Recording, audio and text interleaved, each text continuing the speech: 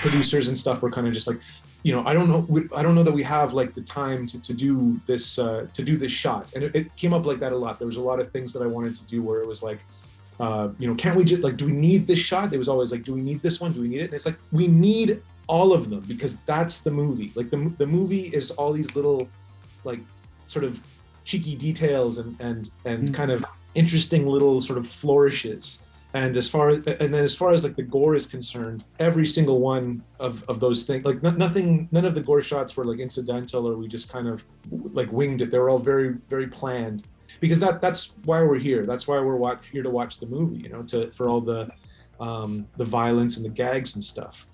Today on the show, we're featuring one of the most craziest fucking movies I have ever seen in my entire life. This movie is called The Sadness, and it's playing in theaters everywhere across Canada this weekend, and it's also going to be on VOD very soon, I believe May 12th. It is an absolutely gruesome horror movie that's been all the talk around all these different horror festivals over the past year. It's finally getting its worldwide release real soon. And today we talked to the director, Rob Jabbaz, about how this came to be. And he's got such an interesting story. This is a movie with subtitles.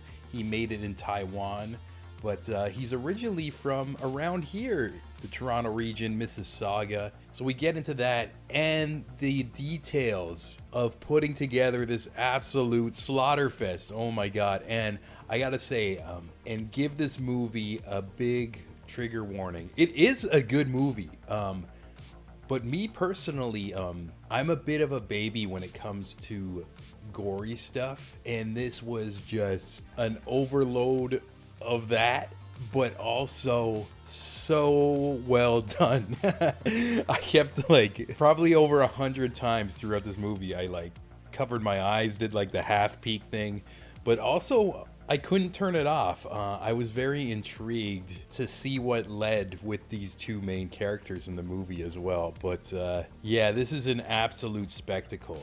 But like I mentioned, I want to put a huge trigger warning on this. It's definitely not for everybody, but if you are a horror aficionado, this is definitely for you. It's so unique. And also the famous Rue Morgue magazine and publication, they quote, "This is the most violent and depraved zombie movie ever made. Ever." And Rue Morgue, they know their shit. And for them to say that, yeah, it's crazy. And even they use the word zombie, but it's not your traditional zombie. It's something else. I'd even argue if it's a zombie movie or not. But yeah, we're gonna talk to the director of this. It was so dope to pick his brain after he destroyed mine. So here we go. This is The Sadness with director Rob Jabbaz. What time is it in Taiwan right now? 11 p.m. 11 p.m. Ah, okay. Wow. Well, thanks for taking the time to hang with us today. I'm a big guy. I can stay up past 9 these days. No big deal. Yeah, I'm the opposite. I don't know what's going on with me. Once I hit 30, I'm starting to get tired and waking up early and everything, and going to bed early. But it's I just watched the movie this morning, and man, cool. I just want to say I completely enjoyed it, but at the same time, that was one of the fucking craziest things I've seen in a long time. Like to the point where there was moments where I was like going like this, like covering my face as things were going on the screen. But man, I totally appreciate it, man. The emotions it brought out of me. You liked it, huh? Yeah, definitely. That's good. I'm just happy that people are enjoying themselves, Yeah, it definitely takes you on a ride, and like right off the bat just like amps up with the intensity. And I even remember like checking the time of the movie, and it was only like 20 minutes in. And some movies I don't even see like that much practical effects and gore and everything, like just the level of like details into like the intensity and gruesomeness was nuts. So I just want to like hear a little bit about that, and just like the pacing and everything like that. Oh yeah, sure. That's a great thing to talk about, because that's really like the details really are the movie. Like a movie like this, the one that I like to bring up a lot is the part where the main character, Jim, played by Barrett Jew, is driving away from like a bunch of infected people, like, running after him, and then he looks in his rear view mirror, and there's like a shot of the rear view mirror, and then you see the infected running towards him in the rear view mirror, but then like it gets like shot out, and then there's a focus pull, and you see, instead of seeing the reflection, you see the mirror, and then he looks up, and there's a cop shooting at him, right? And it was like, eventually, like, to do that shot, all we really needed to do was like get a rear view mirror, like by itself, and then just like clamp it just to the camera, and then just sort of have the cameraman go on like a Segway or hoverboard or whatever, and then just go down, and then just do it twice, once with the mirror intact, and then one time with the mirror shattered, and then just it's such a quick, like a bullet shot is such a quick thing that all you do is you just add like a little digital flash and the sound effect, and you can sell it pretty easily, right? But anyways, the reason why I'm going through all of this is because this is one of the shots that the producers and stuff were kind of just like, I don't know that we have like the time to do this shot, and it came up like that a lot. There was a lot of things that I wanted to do where it was like, can't we just, like, do we need this shot? It was always like, do we need this one? Do we need it? And it's like, we need all of them, because that's the movie. Like the movie is all these little, like, sort of cheeky details and kind of interesting little sort of flourishes. And as far as like the gore is concerned, I mean, like every single one of those things, like none of the gore shots were like incidental, or we just kind of, like winged it. They were all very, very planned, because, of course, every single one is sort of like a hero shot or a highlight shot, because that's why we're here. That's why we're here to watch the movie, for all the violence and the gags and stuff. That's anyways like why I like those kinds of movies. But to sort of back to your main point about pacing, that was also a really critical thing when we were doing the movie, or when I was like storyboarding it, and even earlier when I was kind of like writing it. I just was really primarily concerned with just making sure that the movie was exciting, and that there was always sort of like a feeling of momentum, or like there was always like sort of something that needs to happen next, like really fast. So yeah, I mean it's all just driven by the idea that a movie can be like stupid, or like vulgar, or like it doesn't make sense, or I don't know, like there's all these negative things that a movie can be, but the one thing that it really shouldn't be is boring. Like you shouldn't be sitting there just like with your head in your hands, kind of just feeling bored. Like as long as it's not that, then it's it's a worthwhile experience as far as I'm concerned. So that's what I was attempting to do. Mission accomplished though, man, for sure. I think it's exciting. There's I've definitely seen comments of people saying how bored they were watching the movie, and I'm just kind of like, okay. See, like that, those type of comments don't make any sense to me too, because just even to let you know, like the type of viewer I am, I'm usually not into like hyper like gory films. Like I get really like sensitive and like queasy to that kind of shit, but the way this one was like paced, it kind of like kept me locked in of like just wanting to be on the journey of like the two main characters, and enough curiosity to want to know what's next. And it just kept like hammering you with moments one after another until it was finally over. Like the movie was like an hour and a half. It felt like in my mind like, oh, like I just started it, like it just kind of directly takes you on the time or a ride without any lulls to it, which I really appreciated about it.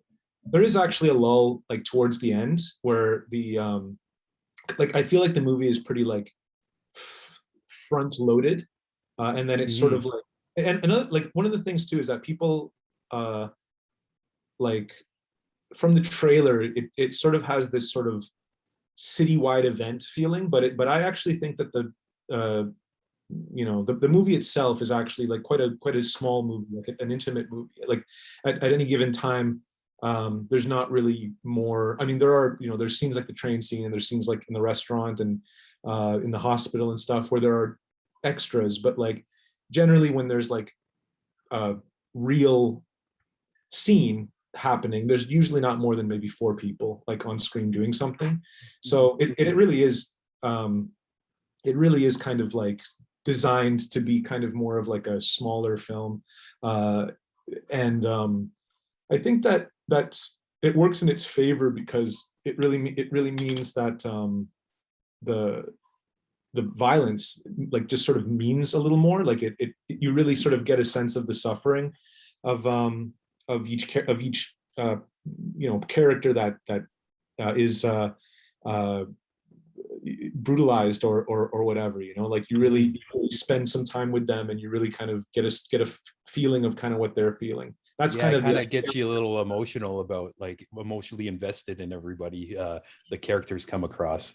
Sure, but like yeah, just back to what I was saying though about like um the sort of front heavy aspect of it, like the back end of the movie where we sort of get into like this.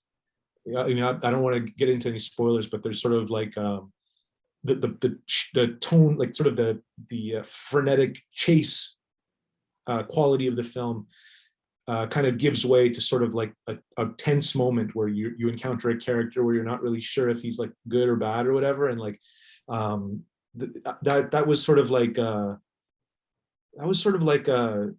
like my intention with that was sort of like to um, uh, shift gears. Like there's only so many like what I always say is like um, first you show something, then you ante up, and then what you do is you like ante sideways, where like give the audience, you try to give the audience something that like they weren't expecting. So it's like like, oh damn, like it's like a zombie situation here, and then it's like, oh damn, like they're speaking, and they're thinking, and then it's like, oh damn, they're raping that guy, like it's Yeah.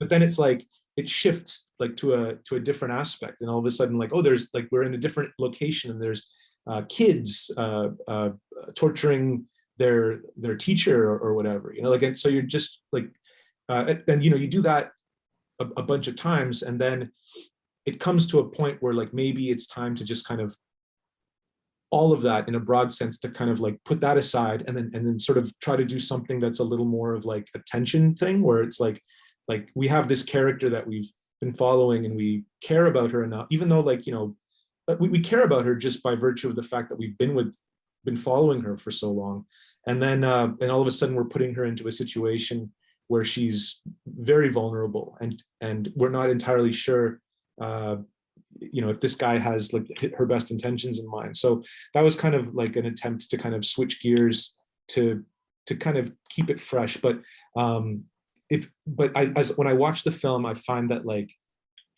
that scene, if there is a lull in the film, it's definitely like towards like that, around that point. But I do watch the film, and I do feel kind of like this is how I want it to be. So I mean, it's not really like a regret. It's just sort of like like an audience goes in and they're excited, and they're super down with what we're doing, and then sometimes they just want more and more of that. And I decided to kind of to not just make it that all the way through, switch gears. I find that some people do appreciate that particular scene, Yeah, quite a I bit. was gonna say I really enjoyed it too, because I felt like just as the violence and everything's just like you get so much of it, and it was almost like a moment of like taking a breath, but also on top of it, it explains more in detail of the plot and like the virus and like what it's actually doing, and like on a scientific level too. So at the same time, maybe like, I know you've probably seen this movie 1,000 times, but me as like a one-time viewer, like it didn't feel like it stopped like the excitement in a way where it like, even though it does kind of come to a halt, it's like serves a valuable purpose in the entire story to Yeah. have that halt. Sure. I think that it sort of gives a bigger picture, like, or frames sort of the situation in sort of a broader sense, and it raises sort of questions about, like, you know, the like how easy it actually would be in real life for just some major psychological change to happen or whatever, like, and you know what I mean, like, it's also one of those things too where it's like, uh if you have a film that, like, you know, has something like that in it, like that's sort of like the easy thing for, like, the critic who wants to kind of prove to, like, their audience that they have exquisite taste, like that's like the place that's the place that they can do that. But yeah, but I mean, like, I remember, like, years ago, I mean, this is not even like a breaking news thing or whatever, but I remember being in Canada at my mom's house and, like, seeing on TV in the middle of the day, like, this like law firm, sort of like a call to action for, like, a class action lawsuit against, like, a particular kind of medication that makes people gamble too much. It's like, if you've gambled away your life savings and you're on these medications, like, give us a call, because we're putting together this class action lawsuit against this pharmaceutical company because this drug makes you want to take risks, like, it makes you want to go to the casino and gamble. So, like, like, just the fact that, like, taking some kind of medication can do something so specific as to make you want to gamble, it kind of made me think, like, you know, oh damn, like, the idea of, like, sort of a virus altering the, you know, the micro structure of the brain enough to just kind of connect the violent center with the pleasure center.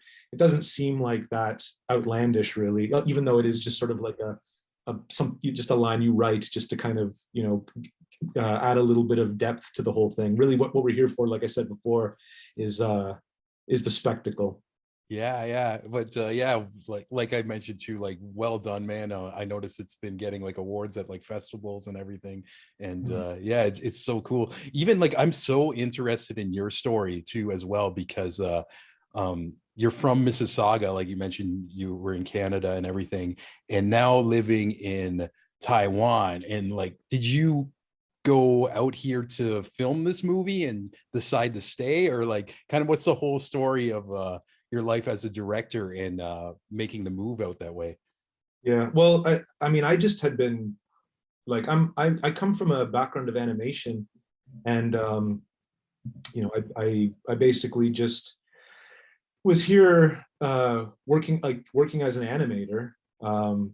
The the reason why, like, I came here in the first place was just kind of like, um, you know, there was sort of an opportunity in, like, sort of the around maybe 2008 or so, or even earlier, for people to come here, and, like, there was all these programs where you could just kind of, like, come here, and, like, it was fairly easy to, like, live and make a living and stuff. And I thought, oh, you know, I've been in Canada, like, my whole life. Maybe I'll just go to like some crazy place that's really different, and just see what happens, you know. So then I thought, like, oh yeah, I'll do it for, like, maybe, like, I had like a girlfriend and, like, all this stuff that, like, I wanted, that I, you know, I wish that I wish that I hadn't been so, like, flagrant in some places, because, like, you know, I think that because I had to break up with her eventually. Like, we thought we could kind of last for, like, a few, you know, like, maybe, oh, 6 months, you know, 8 months, okay, a year, and then come back. But it's like, it didn't go down that way. I ended up staying for, like, way longer. But in any case, you know, whatever, shit happens. But the thing is that uh yeah, I ended up just sort of, like, staying here and getting focusing a lot of my attention on animation. And then just life just kind of takes crazy twists and turns, and you end up, your work ends up catching the eye of somebody who is looking for someone like you, and then you start doing some work, and then that work catches the eye of someone else, and then that guy ends up wanting to make a movie, and then it's like it doesn't feel like the right time. Then COVID hits, and it's like, okay, maybe this is because Taiwan is handling there's no lockdown right now. Like back in 2020, there really wasn't a lockdown, whereas the rest of the world was totally locked down at that time. So now's the time to make them. I think if that COVID didn't happen, we would have never made The Sadness, because Oh, wow. it was just kind of in the mind of the producers, it was just like the perfect time to work on a film, because the idea was that there would be no competition in the 6 months later when we released the film. It's like there's not going to be anything else really in theaters. They're just going to be showing like Inception again, or something. Yeah. So there was like a high demand for like new shit. And Yeah. That was the idea. Unfortunately, like, you're also kind of, you know, skating the razor's edge, because there could be like an outbreak, like at any time, which could interrupt production, or even worse, like, it could coincide when you've sort of aligned the release date.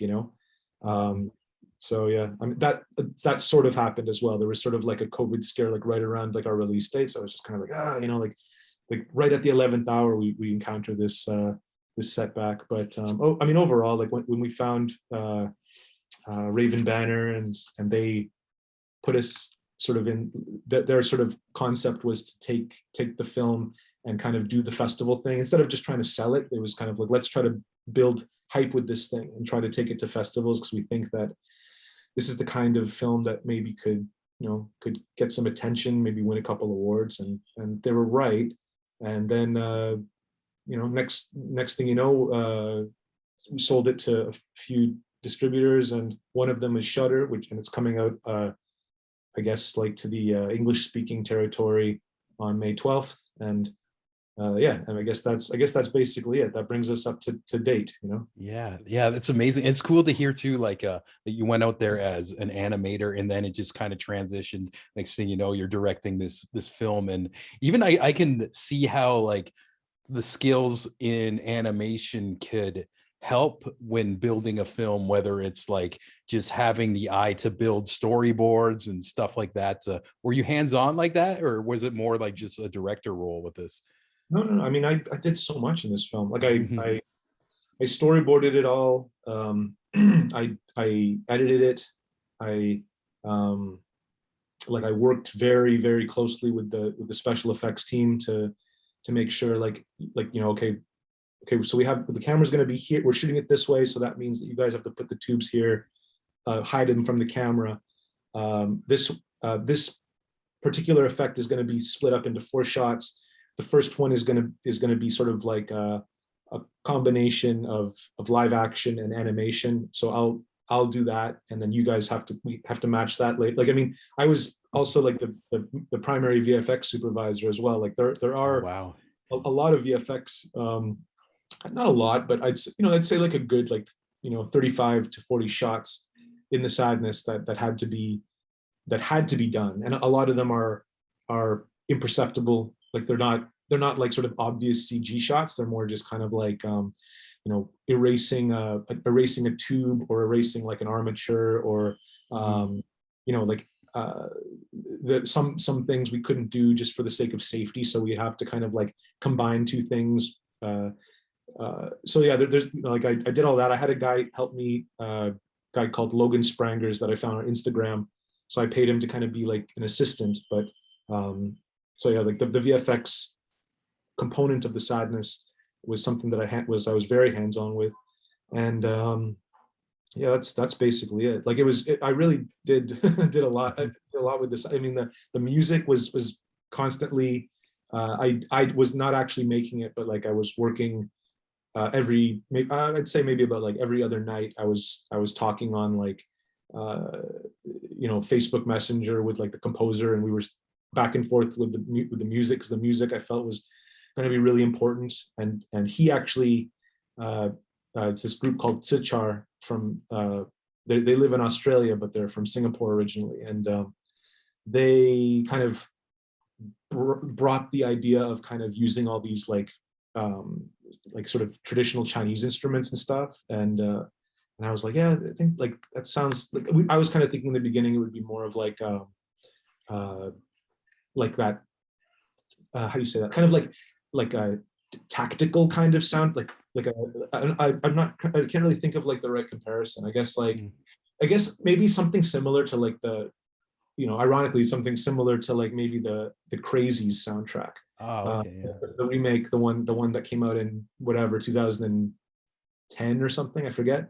But that sort of style of like, I tend to use the adjective like tactical. Like it's also maybe something, the kind of music that you would hear in like maybe the Bourne Supremacy or something. Yeah, just like that like epic cinematic style. Not at all. It's almost like a subdued synth score, which is like, okay, yeah. Like really like sort of serious sounding like that. I was along those lines. And then he comes with these like wild ass Suona, which is a sort of like a Chinese clarinet, and all these wild ass like Chinese erhu, which is like the sort of a bowed instrument that they have, a traditional bowed instrument. He's doing all this stuff with that, and I was just like, oh yeah, okay, that actually is, because it's like what I thought what was cool was that he was kind of sort of pulling this like crazy, this inherent craziness out of the sounds of those instruments. And so like the thing sounds all like just frenzied and weird and and like just how do I even explain that? Well, I mean, I guess you just watch the movie. It sounds exactly like the music in the movie. So that's basically it. Yeah, right on. It's cool to hear like all the attention to detail going into this film. It's obviously paid off, and it's amazing. And one thing that I'm curious about too is like during your transition of being an animator to diving into a film like this massive, doing so many different roles. Did you find it like challenging to actually start directing people in the live action sense? Because I know when you're an animator, you can just draw down like, okay, I want this character to do this, we're going to make it happen. But especially like with a movie like this where it's high intensity and emotion and everything. So yeah, I just kind of want to get your take on jumping in as a director like that. Yeah, I don't to be honest, like it went a lot easier, a lot smoother than I thought it would. And that I think has a lot to do with like first and foremost, it has to do with the professionalism of the actors that I had. Like everybody that I had was like really, really, even the ones that didn't have a lot of experience, I think that they had a lot of sort of respect for the film, and they thought that they just sort of trusted me to trusted me so that they wouldn't look stupid in the end, basically, yeah, like two other points. Like there's two other points. The first point I'm going to make is that it's sort of I don't want to say easy. I guess maybe I feel like it's easier to sort of direct like people to have like these really sort of how do you say that, like like perilous sort of situations where like hurry up, we have to go, like everyone's just screaming and it's just fear and panic, like that to me seems like if you asked me to like act and you told me to okay, be terrified, or be like absolutely enraged or act like a maniac, like it seems to me like that would be easier than to sort of to give like a subtle nuanced performance. So I felt kind of just like to be kind of because really what it is kind of like, okay, okay, you guys, probably the best way to approach this is to just like just focus on your breathing and just breathe really deeply and and kind of get yourself sort of halfway hyperventilating, and then I'll say action, and then you'll actually be in a state of semi panic, you know, and then you can kind of go from there. So like and then as far as like all the sort of the secondary actors and extras are concerned, like they were just stoked to be, you know, be able to kind of do that kind of performance of just acting like crazy people. And at first the knee-jerk reaction is to act like sort of, you know, Korean zombies, like basically do like their impression of like the Train to Busan zombies. But then I was like, no, you're not, like that's not what we're doing. It's different. I want you guys not to be zombies. I want you guys to just be like maniacs, like essentially like you're on drugs, like you're on like crystal meth or something. So think that, and then they all got it. Like it's actually not a difficult thing, like because it's such a far you know what I'm saying, like it's such a big performance, like a loud performance, that it's hard. They always say, like when you're talking to like pyrotechnics people, they always say like, oh, it's a lot easier to blow up a house than it is to sort of make like a small controlled explosion, like so maybe that's the thing. And then the other analogy thing, yeah, and thank you. And then the other thing is I just tried to kind of give examples of real world situations. Like maybe every director does this, but like there's a part where like Molly kind of gives up in the tunnel, and she wants to just stay, like she falls down and she just wants to stay, and the cat's like kind of, come on, like we have to go or that guy's gonna fucking kill us, right? And she's just like, no, just go, and they couldn't understand kind of like why she wouldn't get up, like what, you know, why doesn't she get up, you know? And I'm like, okay, well, and then I told him the story. I was like, one time, like when I was walking home in the winter in Canada, like it got so cold, and like I'd gone to like a rave or something, and like the bathroom had exploded, and like I'd lost my jacket, and everybody in the whole rave was just like soaking wet, full of, like it wasn't like sewage, it was like the water, like the plumbing, the water mains or whatever. So like you know, like everyone's pants were like soaking wet, and like everyone was like sweating, and then I didn't have my jacket, and I was walking home in like January in Toronto, and it was like insanely cold, like, you know, minus like 18 or minus 20 or some shit, like really cold. Damn. And then I had to make it to like a friend of mine's house, and I was walking by myself, and then and I just got so cold that I just thought, oh, you know what I'll do is I'll just lay down. I'll just go to sleep. It's just almost like your body's just like, okay, I'm just done. Like you give up, like you give go. The idea of continuing is actually you know, like more like scarier than to keep going, or sorry, scarier than to just stop there, you know, and just curl up into a ball and just like freeze to death and die. So like I tried to use that as an analogy for that scene, and Chen Ingru, the actress who plays Molly, seemed to get it across. So like giving kind of little stories and stuff, and trying to just get them to understand what, like sort of these weird, like why would she do that, you know? It's like, well, okay, this is kind of what she's thinking, and just try to explain it and kind of just do those little things. I mean, it's all just about communication and stuff, and just getting people to understand. That's so awesome. And just like, it's like a little nuance that makes it like a little more real too. And even like I heard some quotes from the main guy behind Nintendo, Miyamoto, of how like he created like little things in Mario and Zelda, and like he'll tell you, it's like, oh yeah, I was like walking through a forest and like this moment happened, or like there's like in Mario 3 the chain chomp dog, he's like, oh yeah, I was just like, I got scared because when I was a kid, because a dog ran at me and then it got caught by its leash, and like little things like that. And that's like kind of like parallel to how you're thinking and like creating too, so which I think is so cool when you can take moments of real life and emotion and just turn it into any type of art form. Yeah, just use it as like some sort of tool, like in his case, that's sort of, he's using it as a form of inspiration, and in my case I'm using it as sort of like a tool to kind of explain something. But yeah, I mean, like whenever you ask like anybody, like, oh, where do you get your ideas? Like it's always gonna just that's always where they come from. They come from you don't choose where they come from. They just come. The ideas that you get. Um, sometimes like the usually like the stronger ones, the ones that are just like oh, we'll make a zombie movie, like that's like that didn't come to me from life. That was more just like, okay, we'll just make a movie like another movie or whatever. Yeah.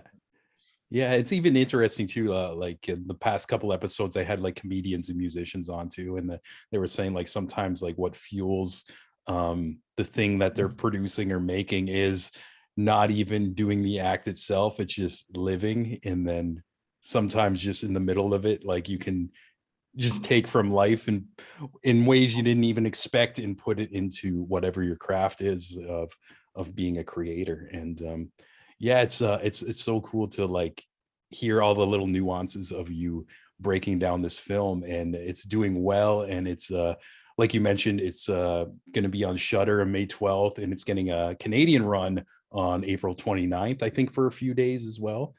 Yeah, that's true. It's got a mosquito.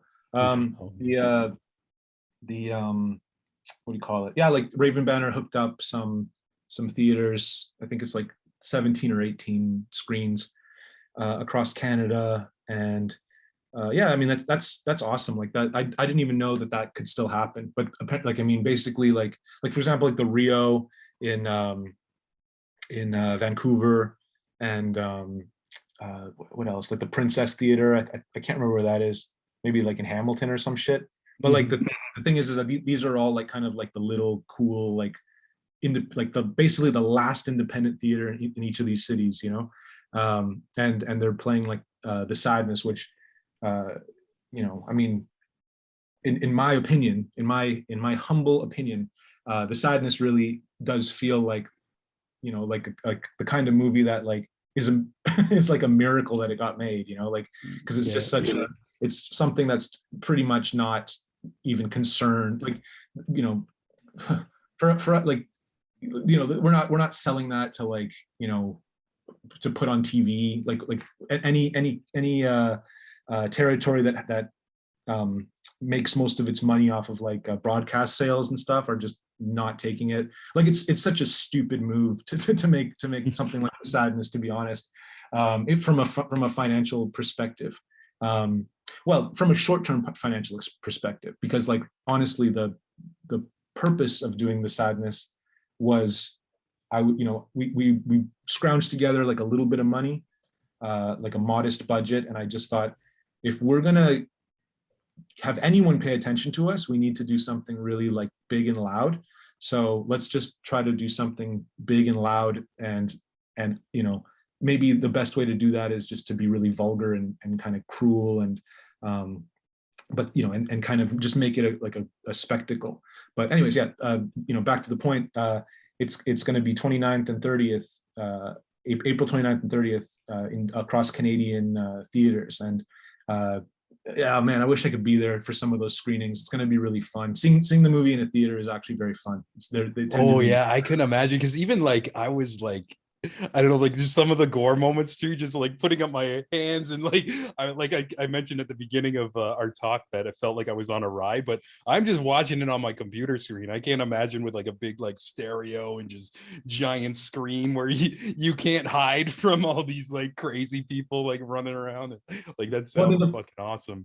The fun thing is just seeing it with a crowd, and just everybody laughing, everybody screaming, like that experience. I remember like it's like when you go to, I remember when I was a kid, like a teenager, I went to like, I used to go to like Fantasia Festival, because they actually used to have it in Toronto for 2 years. They had it like sort of a Toronto component to Fantasia, and like you'd go and you'd see like Street Trash, or like Dr. Butcher MD or something, and everyone's just laughing, like at packed theater, everyone's laughing, everyone's having a good time, and it's like it's like a memorable experience, and it's probably like even like a pivotal experience too, that makes me kind of like probably factored quite heavily into me wanting to make films in the first place. Although I didn't really have it didn't seem feasible or even within my grasp to make films. That's actually why I got into animation, because I knew that I could handle all of the aspects into that, whereas filmmaking requires all this sort of management and stuff. But eventually I made it. I fucking made it. That's awesome. Kudos, man. That's such a cool story. Even like, it's funny to hear, like, it's almost seems like it's a meant to be thing where you had a moment where you're like, oh, I'll just go into animation, and then next thing you know, the universe kind of starts pulling you towards this film and everything. And Yeah. even oh, sorry, I cut over. There's a little delay. I didn't mean to talk over you there. Yeah. Well, you go ahead and you finish, and then I'll follow up. Oh, I was just gonna say, and kudos to Raven Banner and Michael, the producer over there too. Even like you were talking about earlier, of like how like this film's just such a wild thing. I found like over the past couple years of just seeing different Raven Banner films too, like they're really like just it's so hard to explain, where it's like it's just putting like all these very, very artsy but well polished great films. And like I feel like in the last couple of years they put out some of the stuff I most enjoyed too. So I just wanted to shout them out quickly, and also give them kudos to even like making your film as well too, because again, it's another banger I just watched.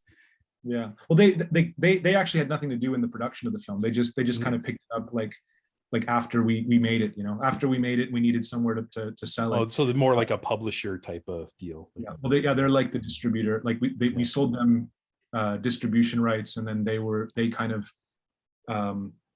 through their network were able to kind of sell it to the different territories. But I don't mean to downplay them, because the sad, like, you can make the most beautiful, amazing movie in the world, and if no one sees it, then who the fuck cares, right? Like, so they're the ones who are getting it in front of the eyes. And I really am looking forward to the 12th of May, when everybody can see it and everyone can start doing their little YouTube comment, or what do you call that? YouTube like reactions, like commentary and reactions and all that. Yeah. That'll be fun. All the I don't know. We'll see how that goes. I can see it going. I can see it going both ways. But I think that horror fans will appreciate it, or horror fans will either like appreciate it for the ways that I like it, like, or rather the ways that they'll like it. They'll like it for the same reason why like I like it, is what I mean. And that is to say, like, the same reasons why I like horror in a broad sense, But then there's also going to be people who will be disappointed because of sort of the adversarial marketing, like this is the fucked up thing, the most fucked up thing ever, and people will be like, it's not like that, like it's there's always like those like very, like, even before everything they watch it, like they're just super cynical about it.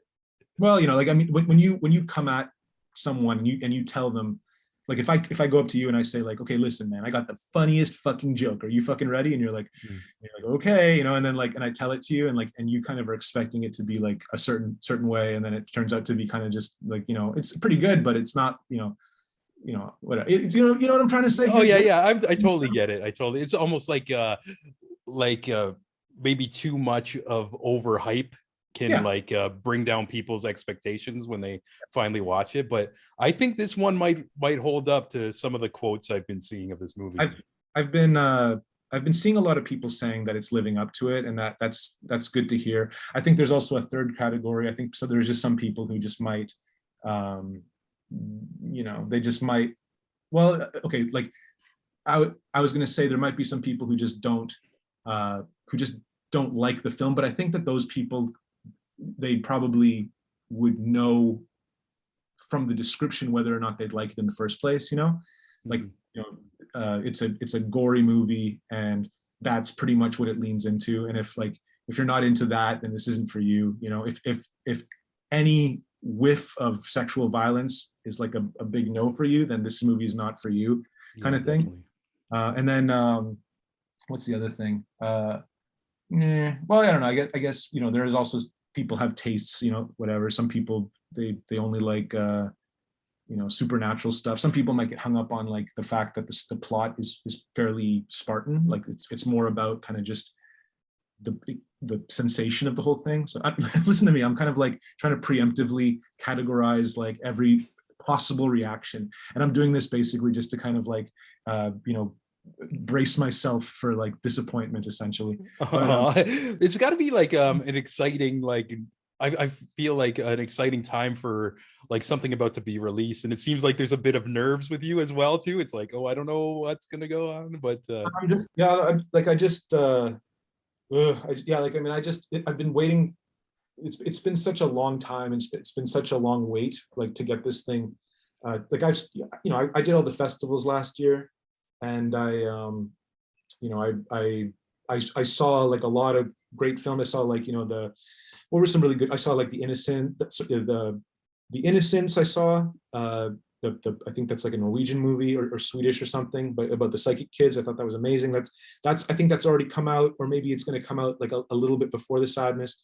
The Deep House already came out, but the Night House, the one with the lady and the dead husband or whatever. Did you see that one? I didn't see that one. No. Yeah. Well, anyhow, like all I'm trying to say is that there is so many movies that I saw kind of like on the festival circuit like last year, and like they've all already come out, and like The Sadness is like it's taking so long. So I'm just like, can it just come out? Can this just be kind of like over, because I just want everyone to see the fucking movie so I can kind of just like move on, because like I've been able to write during this time, and I have some new material that I'm trying to kind of push through at this point. But it's like as we get closer to the wire, it's like it's difficult for me to concentrate on anything else actually. Like I'm just like oh fuck, when's this thing gonna be out? Like it's almost like the day of is gonna be like a weight off your shoulders where you can just like I don't know, like step towards the next thing. It's cool to hear that you've been writing though. I was gonna ask about that, like what's around the corner, and I also think like if there isn't already interest from different like producers and stuff to have you as a director, this is definitely gonna lead to that, because you did such a great job on this. I appreciate that. No, I've definitely been hollered at by a handful of people, and yeah, like I mean, there's a very very good chance that that something will kind of be how do you say that, like solidified over the next probably over the next like 2 months or so, and I'll be able to like give some sort of announcement about sort of what's going on. But yeah, I don't know, it's at this point for me to say any more would be unfair to the fans out there. Yeah, sounds good, man. But once again, I really appreciate your time, and even it's just so cool to immediately talk to you like right after I watched the film too. So it was a lot of fun to hear you just break down the little nuances and even make me appreciate things I already appreciated, like from the practical effects, and like just kind of give it a little more levels of like depth on the making of and everything. It's really cool to talk to you today. Thanks, man. Yeah, I appreciate the call. Yeah, just and I'm happy that you like the film too. So win-win situation, Yeah, hell yeah, man. And yeah, hopefully for your next one, we'll have you on again. But yeah, to let people know too, they can go to thecreativeimbalance.com and see where it's playing in Canada, and we're probably gonna just continue to share it as the VOD drops too, and remind people. And also, before we go, where can people find you? Are you like all over social media and stuff like that? I mean, the best place to find me, like what I'm most active on, is Instagram, and it's just my name. It's just Rob Jabbaz, one word. And I'm also on Twitter, but I'm probably more active on Instagram. But Twitter like scares me a bit, because like it's so easy to get people riled up and over weird shit. So I tend to keep it like just about with like just art and sort of videos and some little like animation stuff, because I still dabble in animation a lot and try to keep the skills sharp, etc. So yeah, just check out my Instagram or my Twitter. Both of them are just at Rob Jabbaz, Jabbaz. Awesome. Yeah, well, thanks again for your time today once again, and also, yeah, thanks for like kicking my day off with like just blowing my mind with like a gore fest. And I feel like I need to like take a shower, go for a walk, and pet some puppies, and like just have a cleanse. But I have really appreciated the excitement in the ride this film took me on, man. Cool, man. Biggest thanks again to Rob for hanging out with me, letting me pick his brain, and like we mentioned, The Sadness. It is in theaters this weekend, April 29th and 30th, all across Canada. And will be on VOD and Shudder on May 12th. Once again, big trigger warning. But if you're interested, that's where you can find it. And if you do watch it, let me know what you think of this experience, because it is an experience. It's a ride, and oh my god, I've never seen anything like this in my entire life, to be honest. And before we go, like always, I want to give the biggest special thanks to all of you on the Patreon. I mentioned last episode and every episode that your help goes directly into the show, and right now you guys are making me break even, which I love you so much. Before, I used to pay to do this podcast, and now it only costs me a bit of my time and energy and effort, which I love because I'm passionate about this. But thank you to all you legends. And first up, the man, the co-producer, Jeremy Hopkin of Hopkin Design, the queen, Ola Mazuka of Sonic Fold, Ryan Watkins of Ryan Radio, Amanda McKnight of Top 10 Nerd, Pat Maloney, Ryan Campbell, Daniel Sun, Devin Staple, Devin McBride, Ramshi, Mike Ulio, Jenny Potter, and Jared Pepper Bronstein, aka Mr. Spicy. And also big thanks to Francis Coffer, aka my mom.